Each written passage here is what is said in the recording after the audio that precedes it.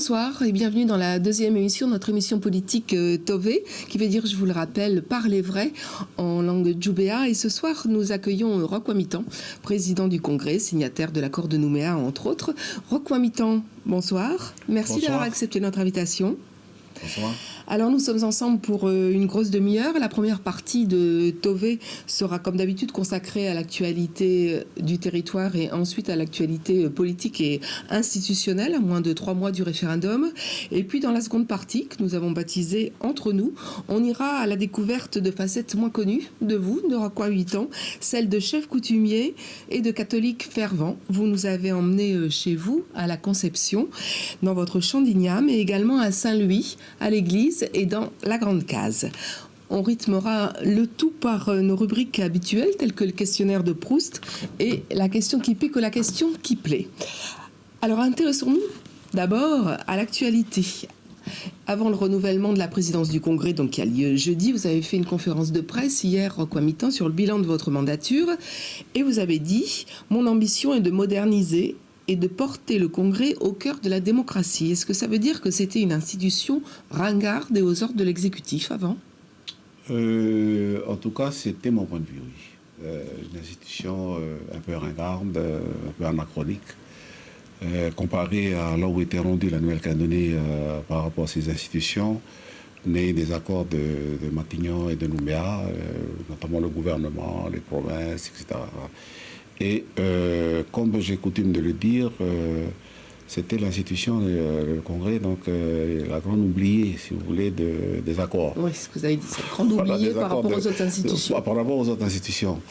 Et donc il était temps de porter le Congrès, comme je l'ai dit, donc au cœur de la démocratie calédonienne, et de transformer le Congrès, de moderniser et de rapprocher, si vous voulez, le Congrès, cette première institution du territoire, puisqu'on dit que c'est la première institution. Alors comment vous y êtes pris ? De rapprocher le Congrès des citoyens calédoniens. Oui. Voilà. Alors comment vous y êtes pris pour moderniser, pour dépoussiérer un peu cette institution ? Dépoussiérer cette institution, ça a commencé d'abord par des initiatives qui ont été prises au sein du secrétariat général, au sein de l'encadrement du Congrès, de façon à ce que, en faisant suivre des formations, et notamment des formations accélérées pour les administrateurs du Congrès, pour les rédacteurs, etc. On les a même envoyés jusqu'à Paris, au Parlement, tant à l'Assemblée nationale qu'au Sénat, puisque lors de mes mandats de 2011 à 2014, puisque j'étais élu 2 fois à la tête du Congrès, j'ai pu aussi signer des partenariats avec l'Assemblée nationale, avec le Sénat, justement pour pouvoir profiter ou bénéficier encore des avantages de formation pour nos administrateurs et puis pour les rédacteurs du Congrès. Donc, c'était la formation. Ensuite, la formation du personnel, si vous voulez, et notamment le personnel d'encadrement. Formation ensuite des élus. Donc, il y a toute une panoplie de formations internes ou des formations en relation avec l'IFPA pour...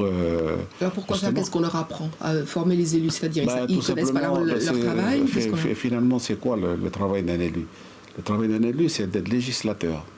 Puisque c'est le Congrès qui est donc législateur de la Nouvelle-Calédonie, donc les projets de délibération, les projets de loi du pays, ça ne tombe pas comme ça du ciel. Il faut que les personnes, quand ils sont donc élus, ils apprennent comment exercer leur métier de législateur. Donc, j'ai pu faire avec mes prédécesseurs ou après mes successeurs, après mes 2 mandats entre 2011 et 2014, et j'ai poursuivi là, donc mis en place toute une série de formations pour nos élus. Et les élus sont de bonne volonté, ils y vont de bon cœur à ces formations ? Les élus sont de très bonne volonté, ils suivent vraiment, on n'a pas besoin de les forcer pour venir suivre les cours.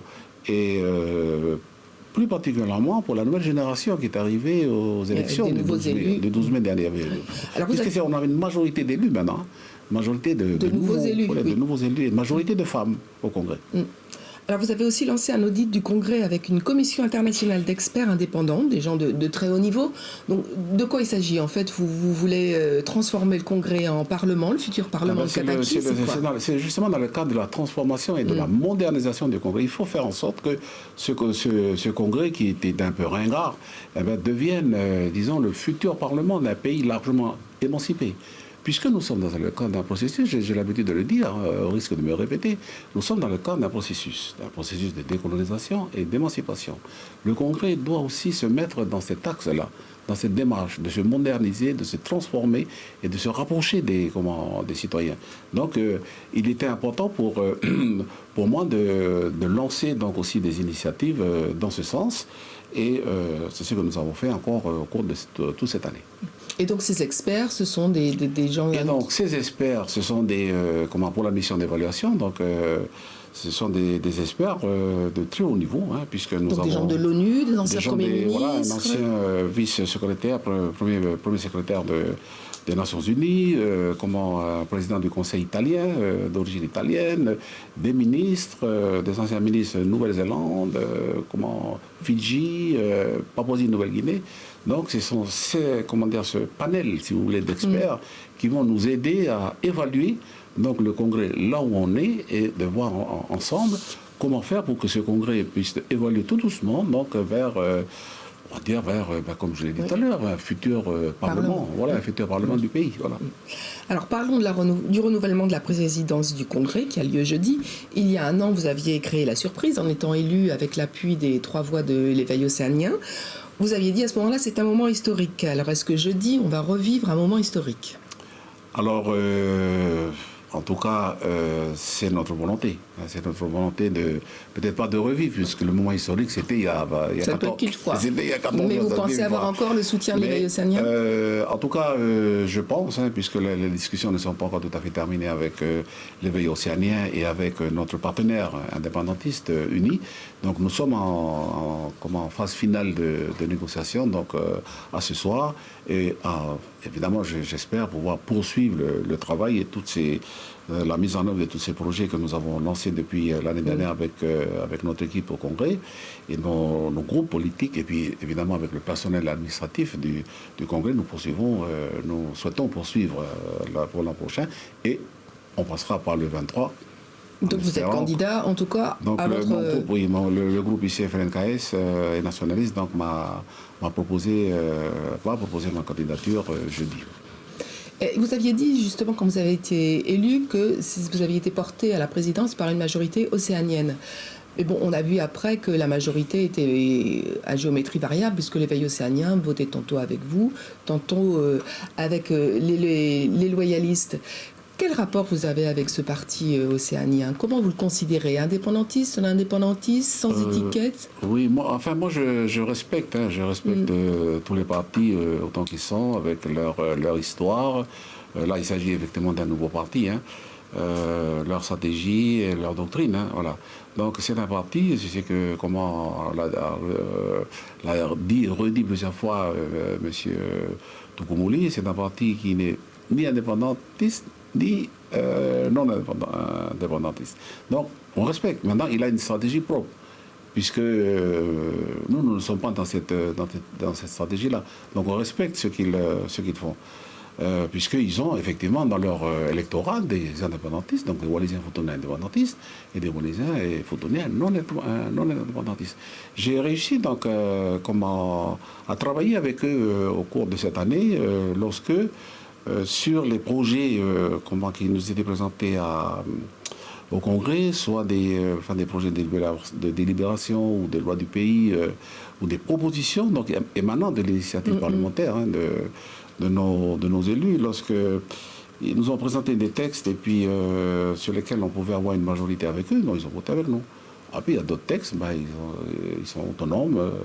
Donc ils ont pris ils ont assumé leur responsabilité. On va parler maintenant de l'avenir institutionnel. On approche du référendum et on va revenir sur un événement qui a défrayé la chronique ces derniers jours, qui a été l'incendie de la bâche bleu-blanc-rouge sur la façade de la province sud. On n'a pas entendu les indépendantistes sur cet incident. Qu'est-ce que vous en avez pensé? Je me suis dit que manifesté une forme de rejet hein, de la décision qui a été prise par l'État. Ce fameux décret, là, justement, qui a autorisé donc des partis politiques qui défendent le non, ici en Nouvelle-Calédonie, d'utiliser les couleurs de la République. Le bleu, blanc, rouge. Dans voilà. La campagne officielle uniquement. Dans la campagne officielle, dans la campagne officielle, mais sur les affiches. Là, c'était sur une grande affiche, là. Voilà. C'était quand même sur une grande affiche. Donc, nous l'avons dit, hein, je parle en tant que signataire de l'accord, et même je peux aussi prendre ma casquette de président du Congrès pour le dire. Nous l'avons dit au mois d'octobre l'année dernière qu'il ne fallait pas aller dans ce sens-là au comité de signataires, parce que nous n'avons pas compris, nous les indépendantistes, que lors du premier référendum, donc ils ont respecté l'article R27 du Code électoral, voilà, et que là, donc ils avaient l'intention une dérogation. Donc nous, on n'avait pas bien compris, d'autant plus que sur les affiches, il y avait les couleurs bleu, blanc, rouge des différents partis. Bon, nous avons aussi dit au Premier ministre de faire très attention parce que ça peut créer un climat un peu délétère. Hein. Oui, mais sur l'événement lui-même, vous le condamnez, vous trouvez qu'il y avait une provocation de notre côté. Qu'est-ce que vous pensez? Je ne suis pas d'accord avec ce qui s'est passé là. C'est tout évident. Mais il ne faut pas non plus provoquer les gens. Il ne faut pas lancer à longueur de journée et à longueur de semaine et de mois des défis comme ça. C'est pas possible. Je sais que ce n'est pas un défi. Mais il y a des personnes, permettez quand même, faire de mémoire de le dire, qui ressentent cela comme un défi. Voilà. Donc, le silence des indépendantistes, effectivement, s'explique parce que vous avez considéré que c'était une provocation de la part des loyalistes. Moi, je trouvais quand même que c'était une grosse provocation et c'est dommage et c'est regrettable. Donc, c'est pour ça que je voulais aussi... comment dire, peut-être avant le référendum, je ne sais pas si je vais avoir la possibilité de le faire, puisque mon mandat finit le 23, mais au cas où je suis renouvelé, c'est justement de trouver les voies et les moyens pour que nous puissions, nous, au niveau des élus, quand même avoir un minimum d'attention à toutes ces choses-là qui peuvent venir briser la cohésion nécessaire et recherchée dans le cadre de la campagne électorale. Oui, mais on voit bien que ce début de campagne intervient dans un contexte quand même beaucoup plus radicalisé qu'en 2018.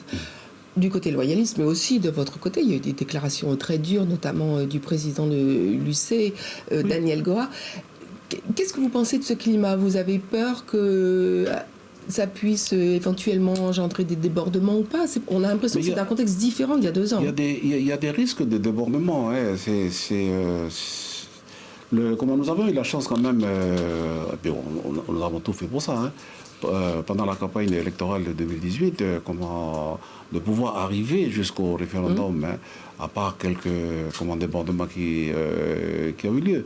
Mais nous avons eu la chance quand même d'arriver sans incident majeur. Oui. Pas tout à fait en sérénité, mais sans incident majeur. Voilà. Donc là, il faut arriver à retrouver ce climat-là, le climat de 2018, pour les 2 mois. Et on n'y est pas, selon vous, en ce moment. C'est pour ça que j'ai dit que nous, les responsables politiques, nous devons d'abord avoir respecter ce devoir-là, cette obligation-là, c'est-à-dire de ne pas provoquer les gens. Voilà, de ne pas provoquer. Il ne faut pas provoquer, parce que la provocation appelle après des réponses, et après on peut aller dans dans une escalade qui absolument, qui peut avoir des impacts négatifs dans le cadre de la préparation de ce référendum. Voilà. Alors, il y a eu une convention du FLNKS ce week-end et donc les responsables ont demandé à l'État de produire un document expliquant quelles seraient les conséquences du oui et quelles seraient les conséquences du non. Donc c'est un document qui est attendu, visiblement qui est en retard. Alors, qu'est-ce que vous attendez-vous de ce document? Qu'est-ce que vous voulez que l'État y dise? C'est pas moi, ça, c'est une décision, c'est pas une décision des indépendantistes, ça. Oui, c'est une demande globale des indépendantistes d'avoir ce document. Non, c'est une décision du comité des signataires. À partir du moment où le comité des signataires décide, c'est une décision indépendantiste et non indépendantiste. Mais vous y êtes attaché. Et donc là, comme tout le monde. Voilà. Ouais. Donc là, c'est un document didactique, comme le Premier ministre l'a dit, porté dans le relevé des conclusions. Et bien, c'est pour pouvoir éclairer. C'est tout à fait normal de pouvoir éclairer les populations si c'est le non qui l'emporte, et si, c'est le oui qui l'emporte. Et ça, c'est l'État qui doit le faire, puisque c'est l'État. Nous sommes, comment dire, au regard des droits internationaux des Nations Unies, nous sommes sous la souveraineté française. Nous sommes un territoire autonome, c'est comme ça qu'on considère la Nouvelle-Calédonie, un territoire autonome sous la souveraineté de la France. Donc, à partir du moment où l'autorité de tutelle ou la puissance administrante est la France, c'est la France qui doit, éclairer le oui et éclairer le non. Voilà, c'est son devoir, puisque c'est inscrit dans les résolutions des Nations Unies. Tout à fait. Oui. Et alors, justement, en octobre 2018, Édouard Philippe avait produit déjà un document. Oui, vous trouvez qu'il était quoi, insuffisant? Il manquait des éléments Ce document-là est arrivé trop tard, parce que la décision a été prise tard, et le document est arrivé trop tard. Il était incomplet. Ce que nous avons tout simplement demandé, c'était votre document, monsieur le Premier ministre, il est bon, mais peut mieux faire. Renvoyez votre copie. Voilà, renvoyez votre copie, c'est-à-dire détailler. Il faut rentrer dans les détails. Détailler quoi? Détailler le oui, quand c'est le oui. Alors, si c'est oui, la France, que dit la France? Si c'est non, alors que dit la France? Sur quel point particulier vous voulez que la France détaille? Tous les points. Tous les points. C'est pas de dire que si c'est oui, vous êtes indépendant, si c'est non, vous restez dans la France. Non. Si c'est oui, permettez-nous de vous dire, monsieur le Premier ministre ou monsieur le Président de la République, que nous sommes sous votre responsabilité, puisque vous êtes l'autorité de tutelle. Donc, dites-nous, si c'est oui, qu'est-ce qui se passe? Alors, justement, et dites-nous, si c'est non, qu'est-ce qui se passe? Voilà.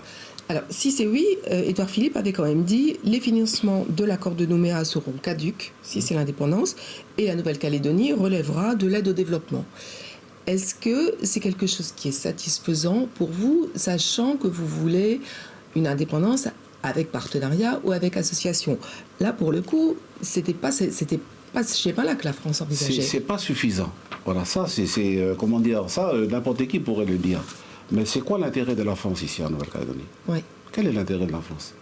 La France ne nous a jamais dit quel est l'intérêt de ce pays européen qui a colonisé notre pays de rester dans le Pacifique. Donc, mais stratégie. Nous savons que la France, en tant que puissance mondiale, une des grandes puissances mondiales, est intéressée à rester dans le Pacifique et donc à rester chez nous. Donc, dites-le.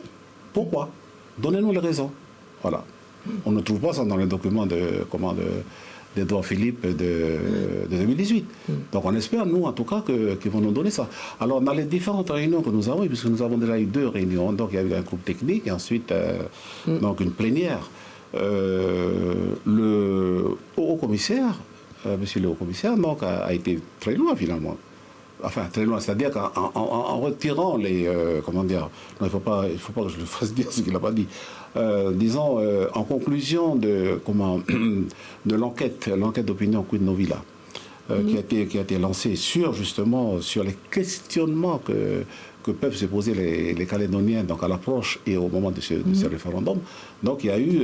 ils ont fait une enquête auprès des citoyens calédoniens voilà. pour qu'on leur demande de quoi voulez-vous qu'on vous parle. Et donc, il y a beaucoup de citoyens calédoniens qui ont exactement posé la même question que nous posons. C'est-à-dire, mais c'est en cas de oui, qu'est-ce qui se passe? Et en cas de non, qu'est-ce qui se passe? Il parlait beaucoup de logement, éducation, c'est des questions très pratiques, qui n'étaient pas forcément de la stratégie. Oui, c'est ça, ce sont des questions très pratiques, mais il y a eu des réponses à ces questionnements-là stratégiques de l'État français dans le Pacifique.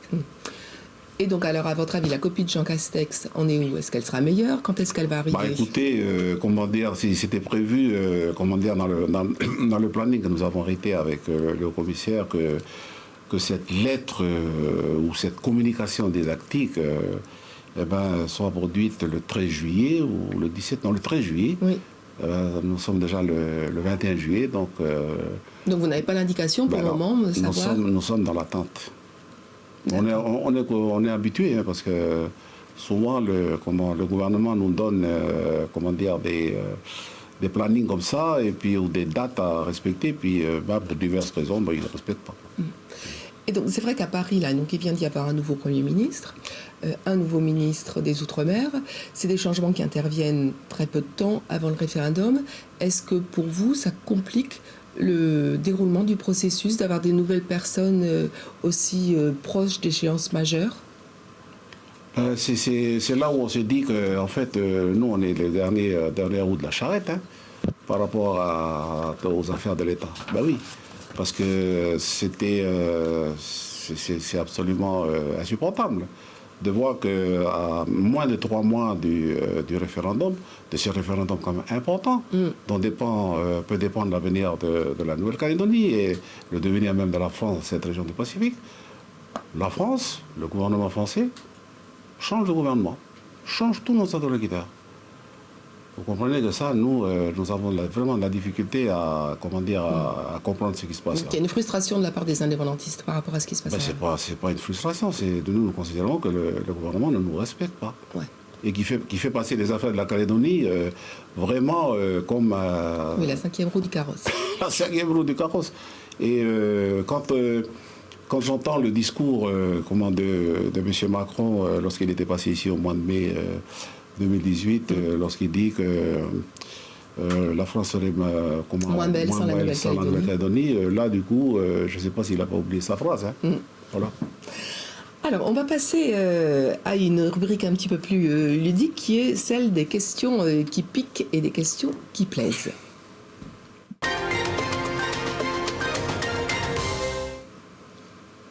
Alors, Rocco Hamilton, je vais vous présenter 2 corbeilles.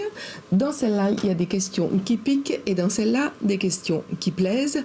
Alors, vous allez en tirer, choisissez celle que vous voulez. Vous prenez une qui plaît ou une qui pique, comme vous voulez. Vous piochez dans la corbeille. Pas les deux, c'est une seule. Ah non, c'est au choix, c'est fromage ou dessert. Bon, allez, on va prendre une qui pique comme ça. Alors, une question qui pique. Alors, Rocco Hamilton, vous êtes capable d'alterner des positions tantôt très radicales, tantôt très consensuelles, de sorte que beaucoup considèrent que vous avez 2 visages. Comment justifiez-vous cette inconstance? C'est vrai que vous avez une image de quelqu'un parfois d'un peu fuyant. Je ne suis pas fuyant, je suis indépendantiste depuis ma naissance. Voilà, je suis né dans une famille indépendantiste. Mon grand-père était indépendantiste, voilà, je suis moi-même indépendantiste. Donc maintenant, quand on est aux affaires, en fonction des circonstances, on peut dire des choses d'une façon un peu peut-être différente pour que mon auditoire comprenne exactement ce que je dis. Et ça ne remet pas en cause ce que je pense au fond de moi-même. Absolument pas. D'accord, donc c'est juste parce que vous adaptez plus aux circonstances. Il faut s'adapter aux circonstances, des fois pour faire passer nos messages. Voilà. Ok, merci. On va tout de suite passer à la 2e partie de cette émission, entre nous, pour faire plus ample connaissance avec Rocco Hamilton.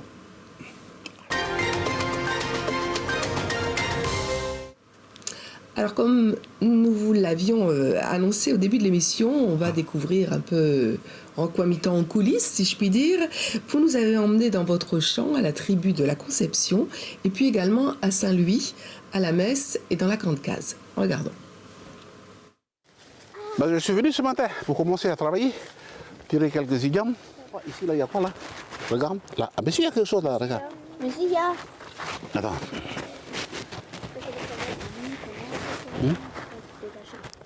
Alors, attends. T'as regardé ici, là, salon? Dégage, voir. Il y a quoi? C'est un petit, hein? Ouais. Oui, c'est un petit. Alors, quand c'est comme ça, comme je t'ai dit, il faut élargir un peu le trou. Oh, yeah, ouais. Moi, il faut que je vienne de temps en temps nettoyer d'abord ma petite... quelques sillons d'igname que je fais chaque année pour les coutumes.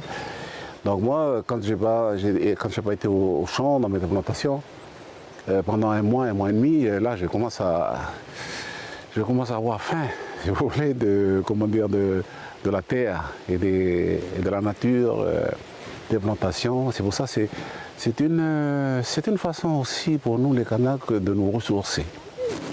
Ben oui, c'est humide, c'est normal. Alors, tu t'en trouves là, c'est comment? Mets là en attendant. Voilà. Un Kanak doit avoir son champ d'igname. Voilà.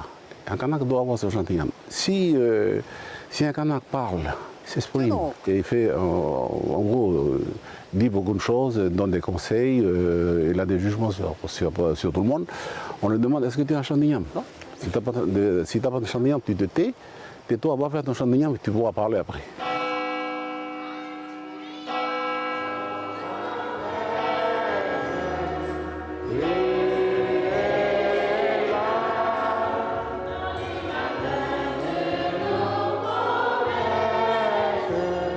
Aujourd'hui c'est dimanche et comme chaque dimanche depuis de très nombreuses années, donc je suis ici pour la messe. je suis président du bureau permanent de la paroisse depuis 1988. Donc ça fait déjà très longtemps, même avant même que j'exerce le mandat de conseiller à la promesse ou du congrès. Donc je leur avais demandé à l'époque si je pouvais continuer à travailler au niveau de la paroisse en exerçant un mandat politique. Ils m'ont dit il n'y a pas de problème, si tu fais bien la différence, c'est bon. Et donc voilà, j'ai toujours tenu à ce que le couloir religieux, le couloir politique donc, ne se croisent pas, parce que c'est comme ça. D'accord de Christ. D'accord de Christ. Je prie évidemment tous les jours, je prie l'office divin. Je suis chrétien, voilà ma gloire, mon espérance et mon soutien. Et bien voilà, c'est toujours la case à nous, elle est toujours là. C'est là. Les travaux de rénovation de la grande case, là, parce que comme ça fait 25 ans ou 26 ans maintenant, il faut oublier que ça fait 26 ans que la case elle est debout, puis la paille commence à être fatiguée un peu là. Normalement, on doit déclencher une réunion d'ici là pour bien s'organiser pour le travail qu'on va faire ici. Tu étais avec moi là. En fait, j'étais chef ici avant même d'exercer mon mandat politique. Donc c'était comme ce matin pour l'église, je m'occupais de l'église avant. Hein. Voilà. Donc c'était pas à cause de la politique que je suis là, non, j'étais déjà là avant. Et puis après, on essaie de gérer la population, parce que la population de Saint-Louis, c'est presque 1500 personnes ou 1600 personnes. Hein. Donc c'est énorme, avec tous les problèmes qu'on a ici, les problèmes avec notre jeunesse, les problèmes d'investissement, l'habitat, etc. Quoi. Je fais mon travail de grand chef, je fais mon travail de responsable de l'église, ici, avec nos prêtres, et je fais mon travail politique, puisqu'on m'a demandé d'exercer un mandat politique, donc je le fais. Donc je suis ce tout-là. Voilà. Alors, Rocco Amiton, la politique, la coutume et la religion, c'est vraiment votre trépied, vos points d'ancrage? Bah oui, parce que j'ai suivi mon grand-père. Mon grand-père Pidjo, le papa qui a été député longtemps. Roch Pidjo, oui. Qui était la maman, le papa de ma mère. Voilà. Il avait aussi ces trois fonctions-là. C'est lui qui vous les a transmis. Ouais, il était grand chef. Il était homme politique et il était responsable de l'Église dans la conception pendant de nombreuses années. Il a fait partie d'ailleurs de ce qu'on appelle des premiers ministres extraordinaires de la communion, c'est-à-dire au moment où le Vatican a laissé la possibilité aux laïcs de distribuer la communion, soit durant les célébrations ou la communion aux malades. Donc mon grand-père était déjà à ce moment-là. Donc moi j'ai fait que suivre mon grand-père. Oui, parce que vos premiers contacts avec la politique, ça a été effectivement avec votre grand-père. Vous étiez son attaché parlementaire quand vous étiez jeune. Voilà, j'étais jeune quand j'étais étudiant. C'est un peu lui qui vous a... Lui, il m'avait d'abord mis dans un séminaire. Parce que ma grand-mère voulait que je sois prêtre. Puis finalement, le séminaire ici, le grand séminaire Saint-Paul où j'étais donc fermé, ils m'ont envoyé en France. Et puis voilà, quelqu'un disait un jour que j'avais la vocation, mais la vocation s'est perdue dans la nature. Bon, après, mon grand-père m'a demandé de le suivre. Donc en politique, j'ai travaillé un petit peu avec lui à Paris. Je travaillais avec son assistant parlementaire en fait. Ouais. Qui était prêtre, c'était un prêtre aussi. Oui, son assistant parlementaire était prêtre. Et donc, on a travaillé ensemble. Ensuite, je suis rentré ici. Et puis, à un moment donné, les circonstances ont fait que on m'a proposé pour d'abord être conseiller municipal au Mont-d'Or. Donc, j'étais conseiller municipal aux élections de 89. Et ensuite, les élections provinciales de juillet 89. Alors, vous êtes un indépendantiste, anticolonialiste, et pourtant, c'est vrai que la religion, c'est quand même été un carburant actif de la colonisation. Ça a même commencé par là. Comment est-ce que vous gérez ce paradoxe qui peut y avoir entre... Le christianisme, c'est une chose. Hein.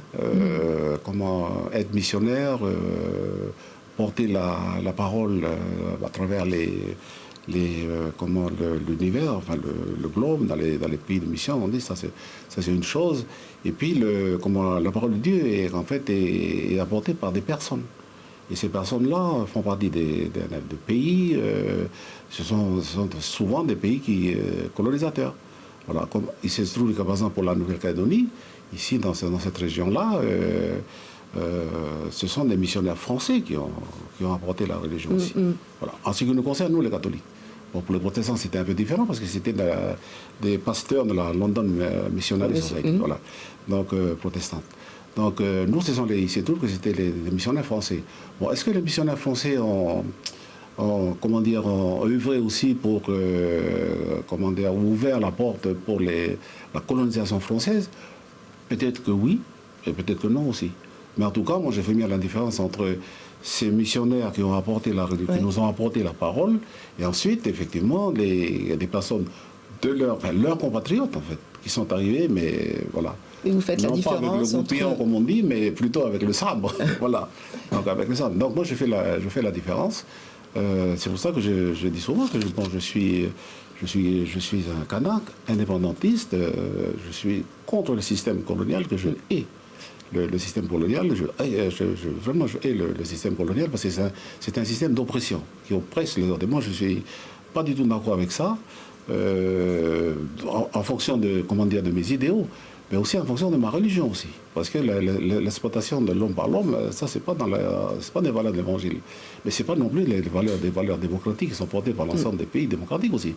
Donc, je combats le système colonial, mais en ce qui concerne la religion, je fais bien la différence, puisque je suis moi-même missionnaire, entre guillemets, donc, à mon niveau, pour contribuer à porter la parole de Dieu auprès des gens. Et c'est pour ça d'ailleurs qu'à la demande des prêtres de ma paroisse, donc il y a plus de 10 ans de ça, j'ai dû reprendre mes études de théologie. Voilà, donc j'ai un master de théologie, maintenant je forme. On n'a pas vu dans le reportage parce que ce n'était pas ce jour-là. Mais je forme aussi, les fameux ministres extraordinaires de la communion. Voilà. Très bien, nous allons passer maintenant à un questionnaire de Proust.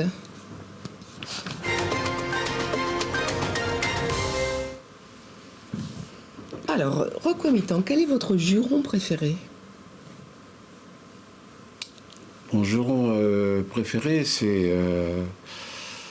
ouais, mais j'aime pas le dire parce que... Oh, bah, si, vous pouvez y aller, si. Mais... Bon, c'est un vieux juron, en fait. Je sais pas si c'est un juron que nos anciens, à l'époque, ont amené ils ont pris ça à partir des bagnards ou bien des... ceux qui passaient le Cap Horn, les Cap Horniers, là. C'est Crémain-Dieu. Ah, effectivement. Après ce que vous venez de nous dire, voilà, c'est pas très catholique. C'est pour ça que je dis, c'était pas joli à dire, mais voilà, je l'ai dit, parce que vous insistez. Quelle est la personnalité que vous admirez le plus? La personnalité que j'aime le plus, en fait, il y en a plusieurs. Voilà, il y a plusieurs personnalités que... c'est d'abord mon grand-père. Voilà, mon grand-père Pidjo. Et puis,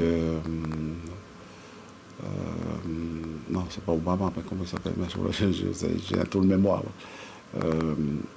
D'Afrique du Sud, là, excuse-moi. Mandela. Voilà, Nelson Mandela. Nelson Mandela. Quel est votre plus gros défaut? Je m'énerve assez facilement quand on me titille les côtes. Quand on vous titille les côtes. Voilà. Vous êtes impulsif? Ah ben oui. Ah bon? Un petit peu, oui. Vous le cachez bien? Ben oui, parce que j'ai fait un travail sur moi aussi. Le péché pour lequel vous avez le plus d'indulgence? Une gourmandise. Vous êtes gourmand? Oui. Ben oui, je suis... en fait, je ne parle pas en gourmandise, mais c'est plutôt... je suis, comment on dit là, gourmet, voilà. Ah. Ouais. Nous allons maintenant passer à la rubrique de QCM, les questions à choix multiples sur le Congrès.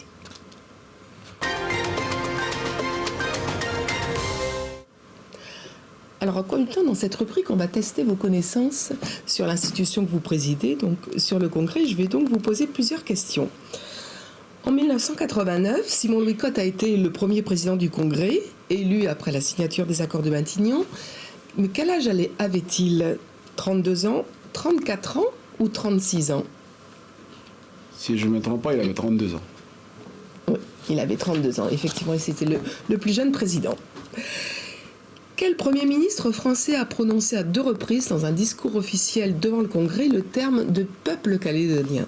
Manuel Valls, François Fillon ou Édouard Philippe? Il me semble que c'est Édouard Philippe, non? Oui, voilà. Vous vous souvenez quand? Lorsqu'il est passé ici en fin 2017. C'est ça, en décembre 2017. Voilà. Vous aviez apprécié qu'il parle de peuple calédonien, ce qui effectivement, dans la bouche d'un responsable français, n'est pas si courant. Oui. Ben j'ai évidemment apprécié parce que nous défendons la notion de peuple calédonien et l'émergence d'une conscience commune d'appartenir à ce peuple calédonien en devenir. Qui était le président de l'Assemblée territoriale entre 1957 et 1960? René Hénin, Armand Hollen ou Antoine Griselli? On me demandait si c'est pas Griselli. Non, c'est Armand Hollen. Ah, c'est Armand Hollen, monsieur Hollen. Il était sénateur aussi. Ouais. Et dernière question, 3 signes identitaires ont été votés au Congrès en août 2010. Il y a eu le graphisme des billets de banque, la devise et l'hymne. Est-ce que vous saurez compléter le refrain de l'hymne calédonien qui commence ainsi: « Soyons unis, devenons frères, plus de violence ni de guerre ». Alors après, ensuite, est-ce que c'est « Avançons dans la liberté et la solidarité pour notre pays », cheminons libres et volontaires, ensembles et unis, ou marchons confiants et solidaires pour notre pays? Il me semble que c'est le dernier. Oui, c'est le dernier. Oui, c'est le dernier. Marchons confiants et solidaires pour notre pays. Alors, on arrive bientôt... mais c'est pas mal quand même. Hein. Oui, c'est quand même pas mal, c'est bien, vous avez une bonne copie. Vous avez une bonne copie. On arrive presque au terme de cette émission Tové, et avant de se quitter, on va s'intéresser à l'actualité nationale et internationale. Place à notre rubrique Grand Large.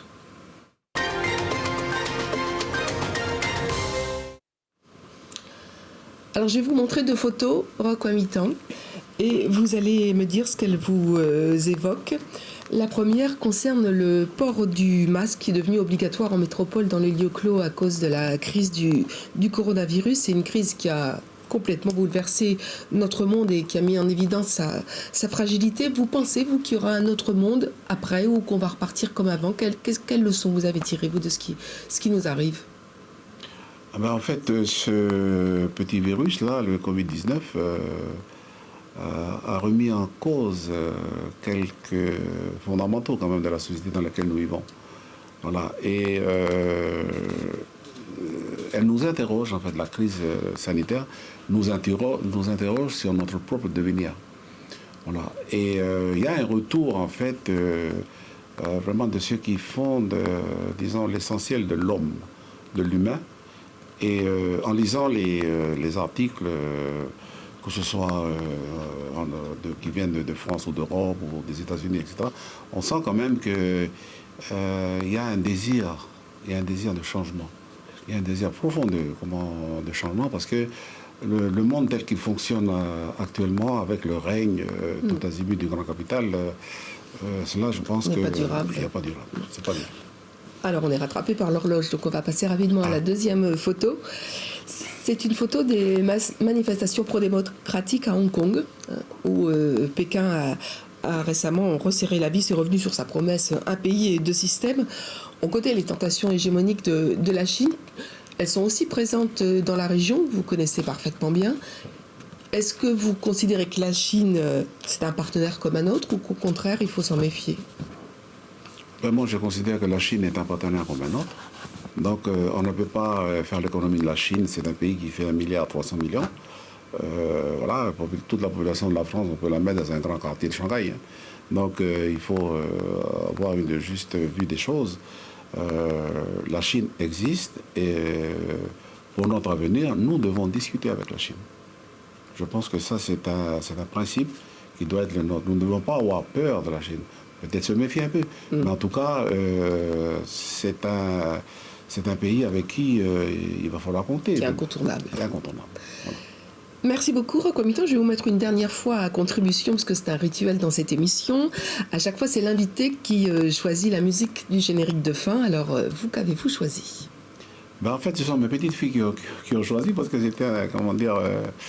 alors, je ne me rappelle plus si c'était celui-là, parce que nous avons... Enfin, mais les enfants avaient donc un groupe, voilà, et c'était cette musique-là. Ils avaient choisi, ou alors ils l'ont passé au moment de l'émission, je ne sais plus. Mais sinon, il y a l'autre, c'est l'autre de Stevie Wonder. Voilà, Stevie Wonder. Donc c'est plutôt Stevie Wonder. Ouais. C'est Stevie Wonder. Donc c'est un choix de vos petites filles. Voilà. Et bien, écoutez, on va se quitter en écoutant donc Stevie Wonder. Et pendant ce temps-là, si vous le voulez bien, je vous invite à laisser un petit mot dans notre livre d'or. Merci encore, Roquamitan, de nous avoir accompagnés. Merci à vous de nous avoir suivis. L'émission sera disponible en replay dès demain sur le site de Calédonia. Et Tové revient le mois prochain. C'est Falaï Ouedro qui sera à ma place. Excellente soirée.